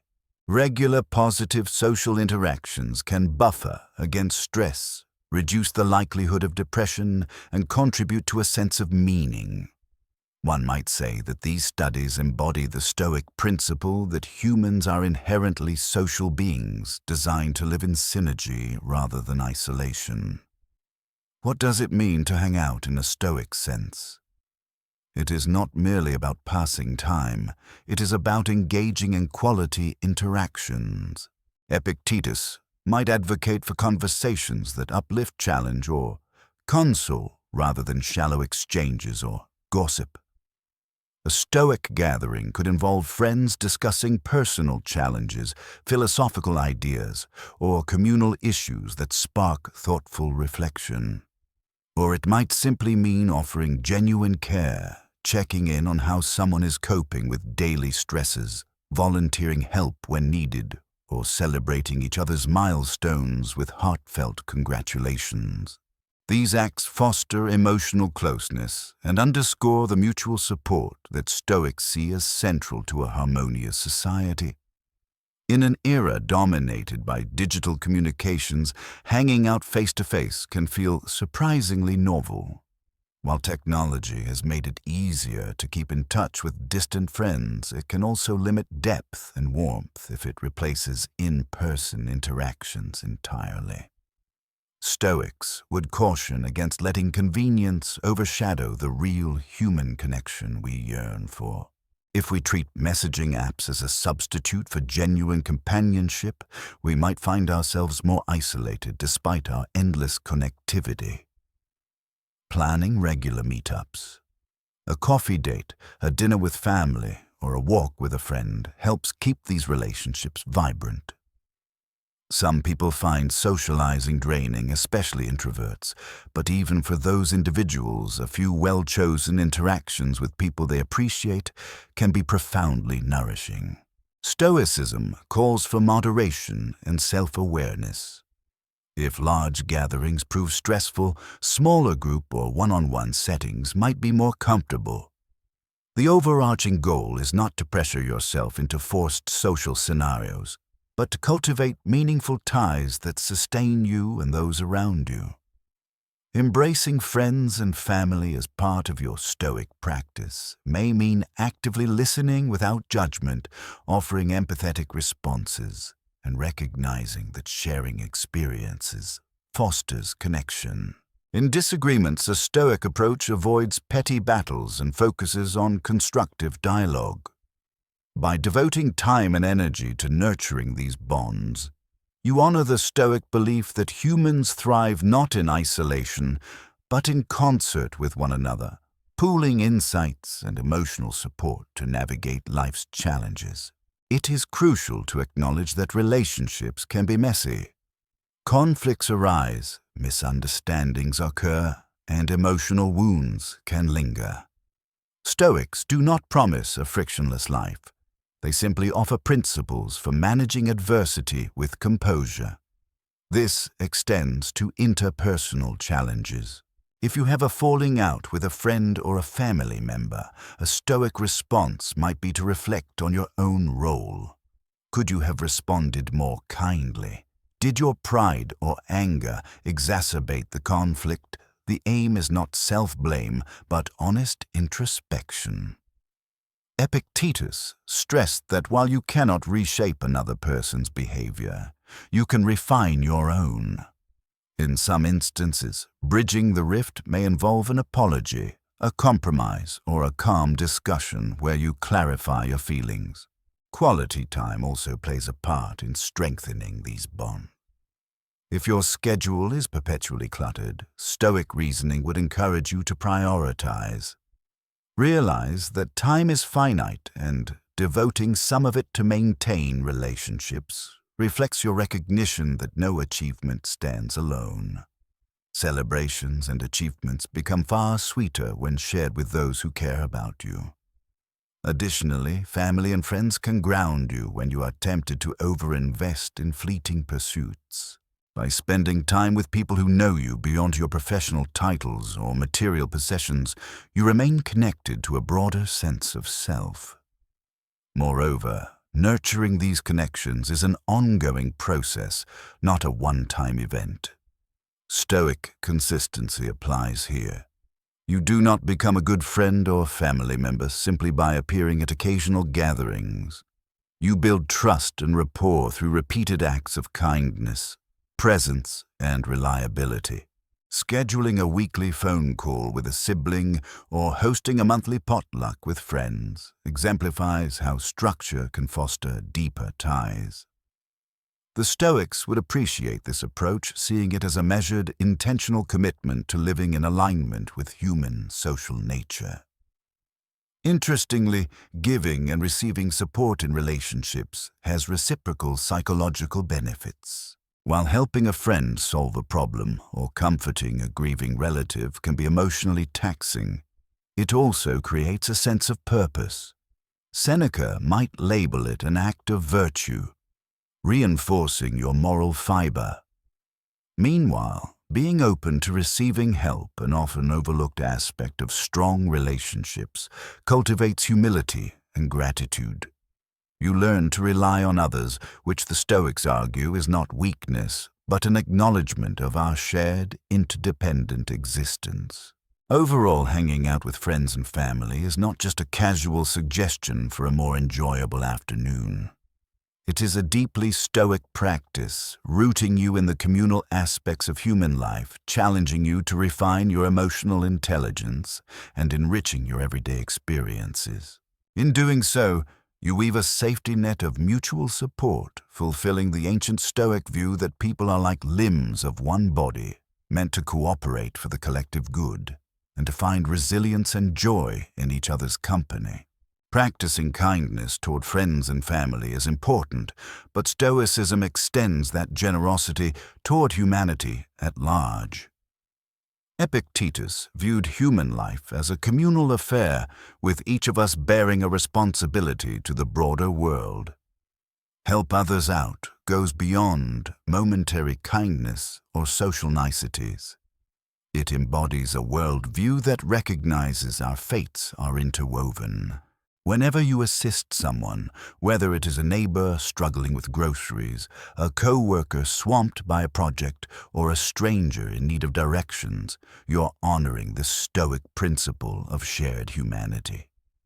Moreover, you often find that helping lifts your own spirits, echoing modern research that altruistic acts can relieve stress and engender a sense of belonging and purpose. A crucial distinction here is that Stoicism champions intentional help rather than impulsive or self-serving assistance. The Stoic approach to generosity emphasizes moral clarity. You help because it aligns with virtue, not because you expect repayment or praise.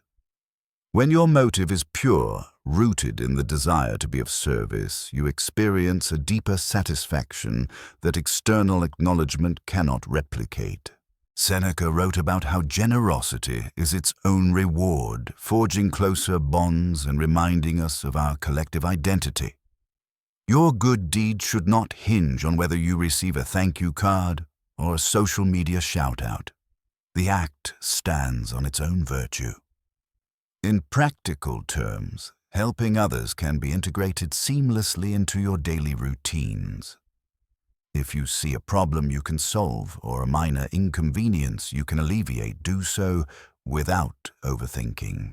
This includes intangible forms of assistance, such as listening empathetically when someone vents their frustrations. In workplaces, offering a bit of your expertise can streamline a colleague's project, enhancing the collective results. Over time, these small acts accumulate into a reputation for being dependable and compassionate. While Stoicism warns against chasing reputation for its own sake, it acknowledges that consistent virtue naturally cultivates respect from others.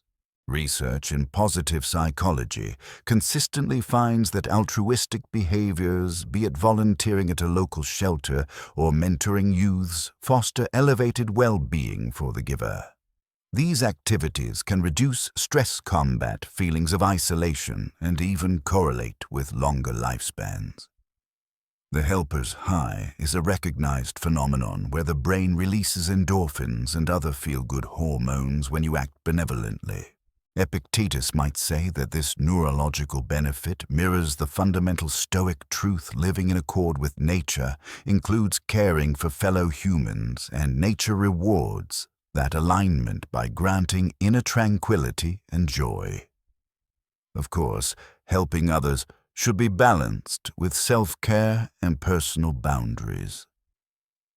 Stoicism is not about being so self-sacrificing that you neglect your own responsibilities or well-being. Epictetus highlights the importance of looking after what is within your domain. First, your mind-body, immediate obligations before extending resources to others. If you overextend yourself to the point of burnout, you become less capable of maintaining your own equilibrium, which in turn diminishes your ability to help in the long run. Therefore, wise discernment is key. Assist wholeheartedly, but do not obliterate your own welfare in the process. In summary, help others out reflects a Stoic conviction that we are social organisms interconnected by design. Each act of service you perform, no matter how small, strengthens not only the person you aid, but also your own moral backbone. You affirm the part of yourself that aims to be virtuous, empathetic, and honorable. Over time, these altruistic habits shape your character, forging the resilience and communal harmony so central to the Stoic vision of a life well lived. Another dimension of helping lies in its ripple effects. When you support someone genuinely, you might set off a chain reaction. That individual feeling uplifted and valued may become more motivated to help someone else in turn. This phenomenon resonates with the Stoic idea of sympathia, the notion that all rational beings form one grand community. Marcus Aurelius alluded to this interconnectedness by calling us fellow citizens in the universal sense. If you plant seeds of assistance, generosity, and understanding, those seeds can sprout in unexpected places, and society becomes marginally kinder. In a modern context, technology can both aid and hinder altruistic pursuits. On one hand, digital platforms make it easier to donate, volunteer virtually, or coordinate efforts for a charitable cause. On the other, endless streams of content can create compassion fatigue, where we feel overwhelmed by the sheer volume of problems in the world. The Stoic solution is to focus on your sphere of influence, the immediate circle where your actions can have real impact.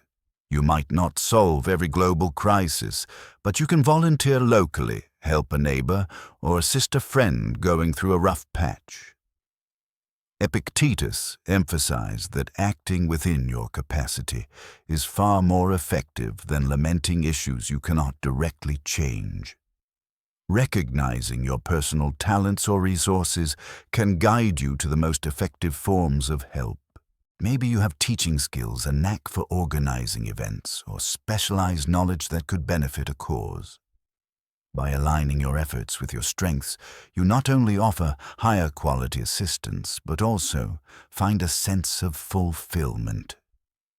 Stoics would say that this synergy between your natural abilities and the community's needs is a prime example of living in accordance with nature, fulfilling your potential in ways that also uplift others. Moreover, the Stoic principle of temperance can help you manage any feelings of self-righteousness that might arise from helping. It is easy to slip into vanity, expecting applause or feeling superior because you rendered assistance. But the point, as Epictetus or Seneca might remind us, is the act itself, rooted in virtue, not the ego stroke that might follow. By tempering pride, you keep your motivations pure and maintain the altruistic cycle without turning it into a transaction for recognition. Finally, it is worth noting that helping others can also be an educational process for you. Each person you aid, each struggle you witness, broadens your perspective. You become more aware of life's complexities and gain empathy for different walks of life. This can make you a more patient, flexible individual, reflecting Stoic virtues in daily interactions. In effect, helping is a two-way street. You offer material or emotional support, and in return, you grow in wisdom, compassion, and humility. Qualities that Stoics and contemporary psychology alike hold in high esteem. One of the most enduring themes in Stoic philosophy is gratitude. Seneca put it sharply. It is not the man who has too little, but the man who craves more that is poor. In an era saturated with consumerism and comparison culture, it is easy to fixate on what you do not have, whether that is a better job, a bigger house, a more fashionable wardrobe, or a more exciting lifestyle. Yet constantly yearning for what lies beyond reach breeds discontent. Stoics instead challenge us to pay attention to our existing blessings. Health, friendships, access to learning, or even small comforts like a warm bed or a morning cup of coffee. By focusing on what is present, we shift from a narrative of lack to one of abundance, unlocking a powerful key to sustainable happiness. Modern psychologists and neuroscientists echo this sentiment, pointing out that regular expressions of gratitude can reshape neural pathways, nudging the brain toward a more optimistic outlook. Studies have shown that people who keep a gratitude journal for just a few weeks report fewer physical ailments, improved mental well-being, and a stronger sense of connection to others. This resonates strongly with the Stoic practice of daily reflection, during which a philosopher might recount the day's events and note reasons for thankfulness. Indeed, Marcus Aurelius himself started mornings by reminding himself of the privilege it was simply to be alive, able to think, learn, love, and serve. Focusing on the good stuff requires deliberate attention, since human perception often skews negative. As a survival mechanism, our ancestors had to stay vigilant against threats. Overcoming this bias takes conscious effort. If you consistently direct your mind to your home-stable relationships or the skills you have cultivated, you can recast the lens through which you see daily life. This does not mean ignoring genuine problems or brushing off hardship. Stoicism, after all, is realistic about pain and challenges. However, it advocates for balance, acknowledging trials, but also celebrating the positives that persist in spite of them. One practical way to cultivate gratitude is to set aside a moment, perhaps at bedtime, to enumerate 3 things that went well during the day or 3 aspects of your life for which you are grateful. They need not be grand. You might be thankful for a friendly chat, a tasty meal, or simply feeling well rested. Another method championed by some psychologists is the gratitude letter, where you write to someone you have never properly thanked. While you do not necessarily have to send it, the act of composing it promotes an awareness of how others have contributed to your well-being. In Stoic thought, gratitude also guards against envy and resentment, emotions that corrode inner peace. If you perpetually measure your life against curated images on social media or compare your salary to peers' dissatisfaction, is a likely outcome. Yet the moment you pivot attention to your actual blessings, your progress, your supportive friends, or your creative passions, those negative comparisons lose power. The contrast between the external illusions of others' perfect lives and your own incomplete narrative dissolves when you realize your life too contains rich and meaningful elements. Gratitude extends beyond personal well-being. It also fosters generosity and humility, linking it to many of the other Stoic lessons. When you see how much you already possess, you become more inclined to share resources or knowledge.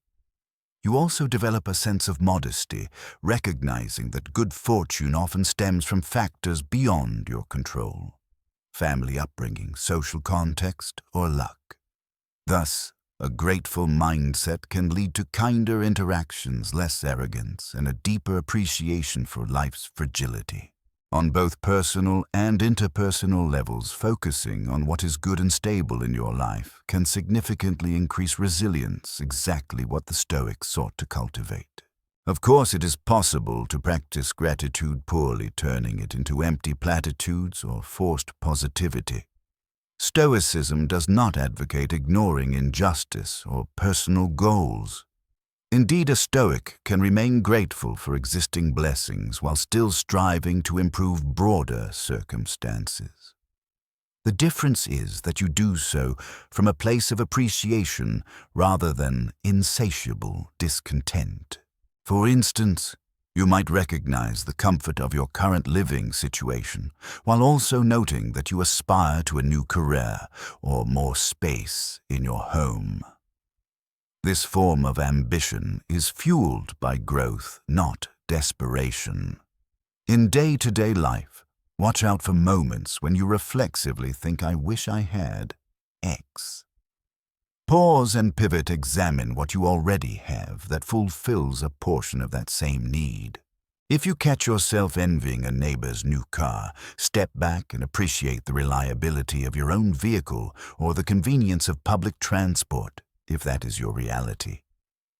Stoics have long argued that comparing ourselves to others is a fundamental source of unhappiness because it locates our satisfaction in external circumstances beyond our direct control.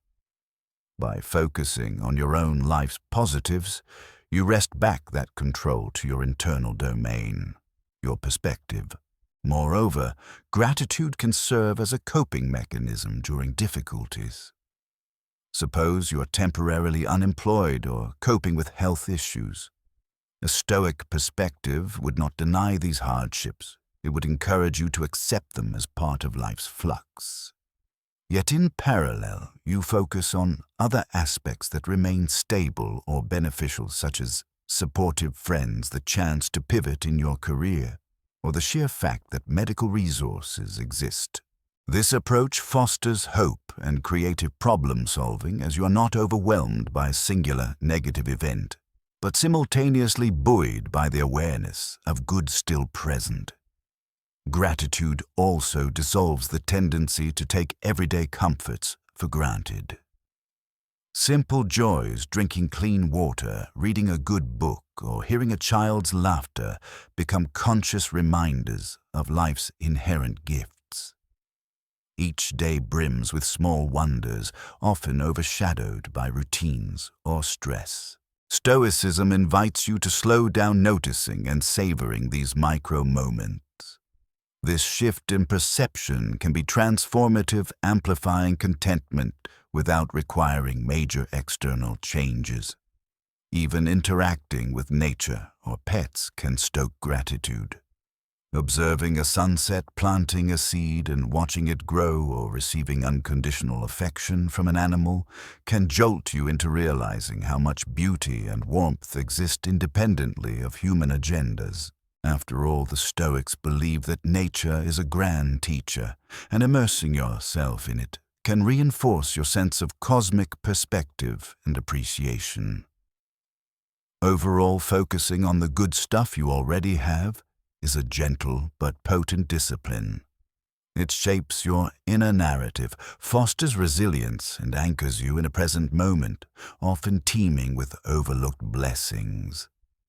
Properly done, it strengthens both your mental health and your moral fabric. In synergy with the other Stoic-inspired habits like laughing, more taking breaks, or turning off your phone, it rounds out a life philosophy anchored in recognizing life's inherent gifts, while still striving to meet challenges with grace and poise. If you have ever nursed a grudge, you know it can be a heavy, persistent burden. Replaying the hurt or injustice over and over can keep you stuck in anger, preventing emotional wounds from healing. While some measure of initial anger might be natural and even protective, clinging to it long-term erodes your peace. Stoic philosophers repeatedly spoke of the self-destructive nature of resentment. Epictetus warned that harboring negative emotions toward someone effectively grants them power over your mind, since your thoughts revolve around their actions. Marcus Aurelius wrote that the best revenge is to refuse to become like those who wrong you, implying that letting grudges fester drags you closer to their negative behavior. Contemporary psychology supports this view. Studies on forgiveness indicate that letting go of resentment not only lowers stress and anxiety, but also can improve cardiovascular health and reduce depression. Holding on to anger keeps the body in fight-or-flight mode, overproducing stress hormones like cortisol, which can harm various bodily systems over time. Emotional release, sometimes facilitated through therapy, journaling, or introspection, liberates mental resources and fosters a sense of resolution. In short, forgiveness is a gift you give yourself as much as, or more than, a benefit to the other person. Yet letting go of a grudge can be difficult. People often confuse forgiveness with condoning wrongdoing. Stoics would clarify that forgiving is not excusing. It is simply acknowledging that to move forward, you must release the gnawing anger that keeps you tied to the past. Accepting that someone hurt you does not absolve them, but it does free you from perpetually carrying their wrongdoing inside your psyche. Epictetus might say that the event belongs to the external realm. What happened is done, but your reaction continues in the internal realm, something you can alter. Another hurdle is pride. A sense of moral superiority can come from holding a grudge as if you are punishing the offender by refusing to forgive. But from a Stoic perspective, you are punishing yourself. You chain your peace of mind to external injustice, an approach that runs counter to the Stoic directive to maintain internal equilibrium.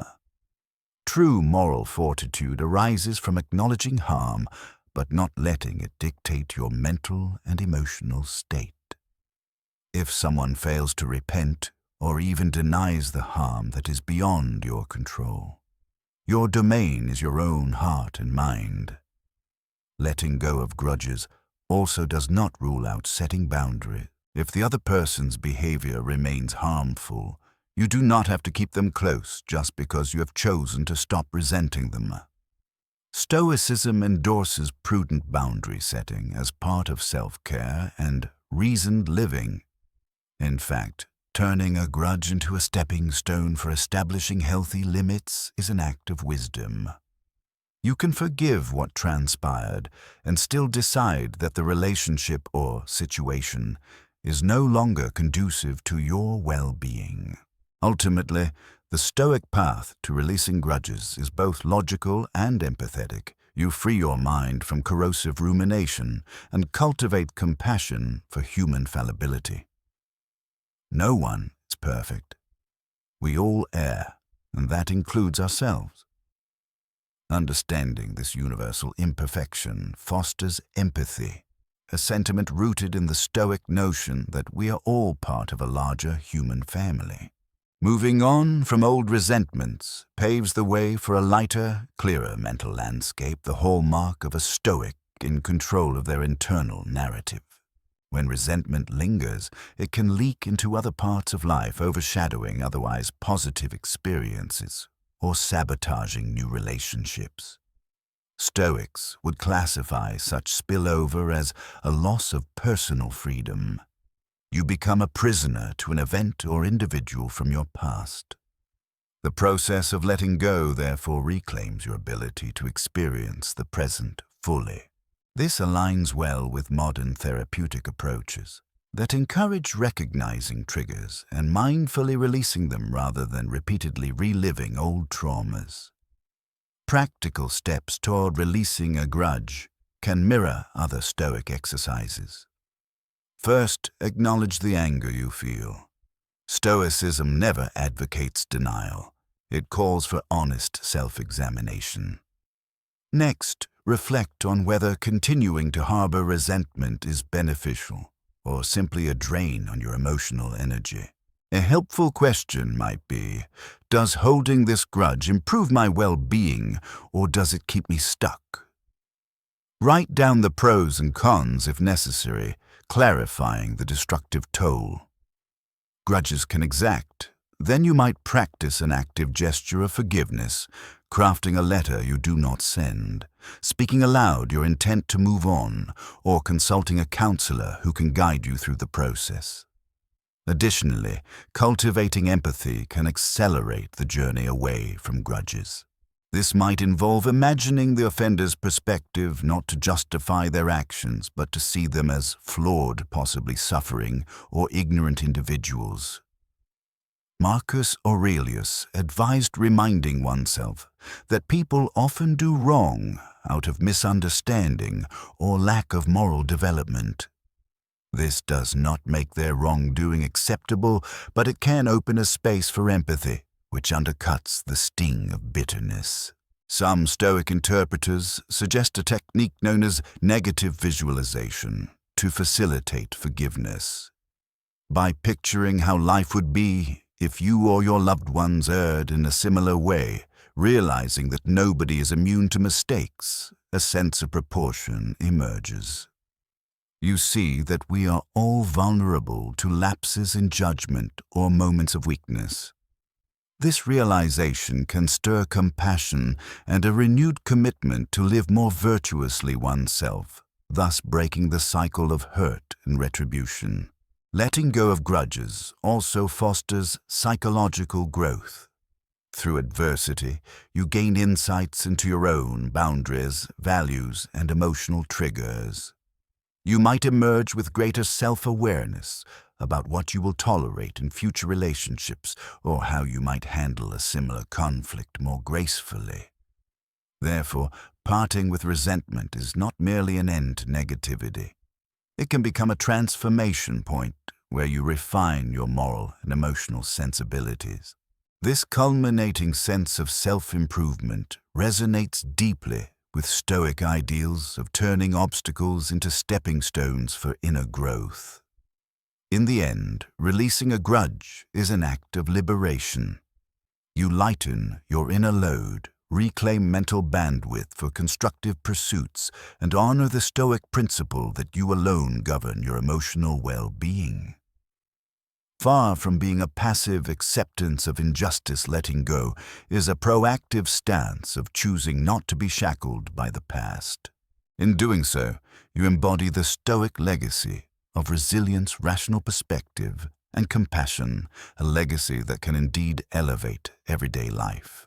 Across these 13 interconnected practices, laughter, immersing in nature, becoming a morning person, planning your day, persisting in passions, expressing kindness, saying yes to new adventures, disconnecting from devices, taking breaks, bonding with loved ones, helping your community, nurturing gratitude, and releasing grudges, both ancient Stoic thought and modern psychological research converge on a central insight.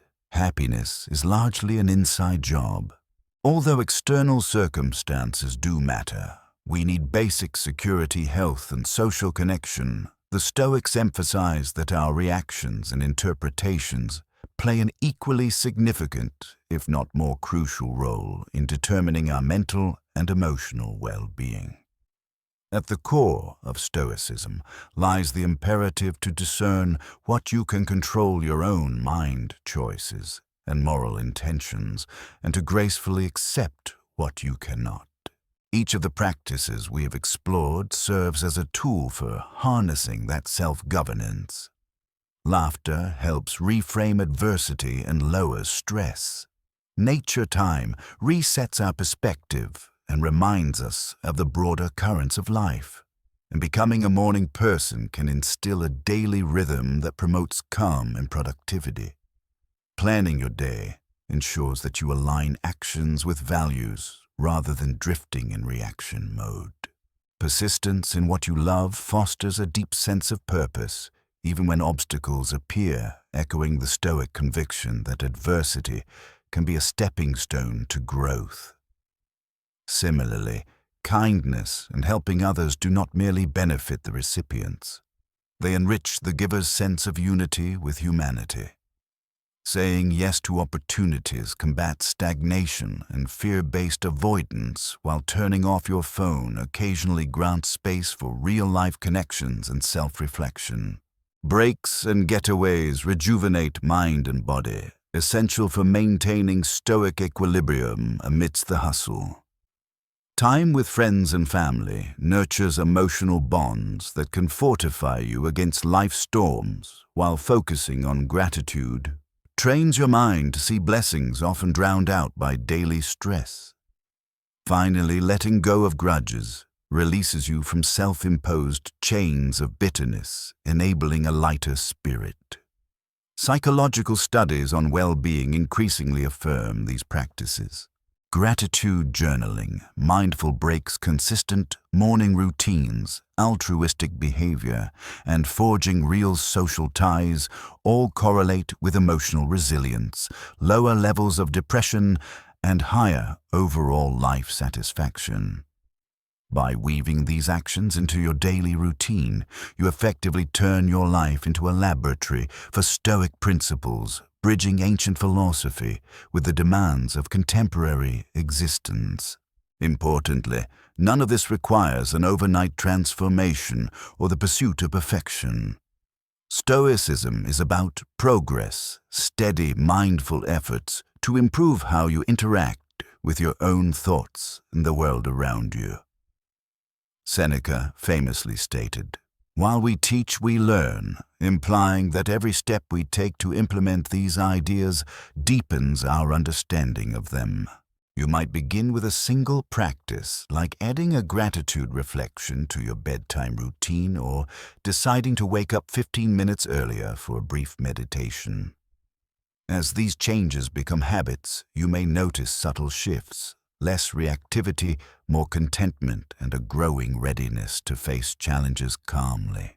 Ultimately, the Stoic approach to happiness suggests that while life is inherently uncertain, we can cultivate an internal architecture that is resilient, ethical, and attuned to what truly matters.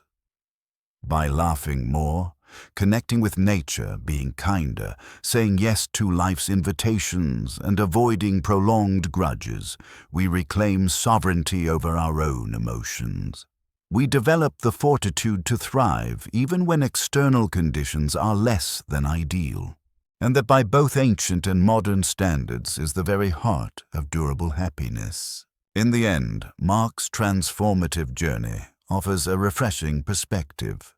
Happiness isn't something you chase, it's something you build from the inside out day by day. Personally, I find it incredibly empowering to know that small habits like laughter, reconnecting with nature, and letting go of grudges can bring immense fulfillment and peace. Especially in today's world where burnout, stress, and digital overload often dominate our days, these practices offer a clear path to reclaiming joy and balance. Now I'm turning the conversation over to you. Have you tried any of these techniques in your own life? Perhaps a gratitude journal, a nature walk, or even digital detox? I'd love to hear your experiences or any questions you might have. Drop them in the comments below. Let's start a conversation and inspire each other to live better, happier lives.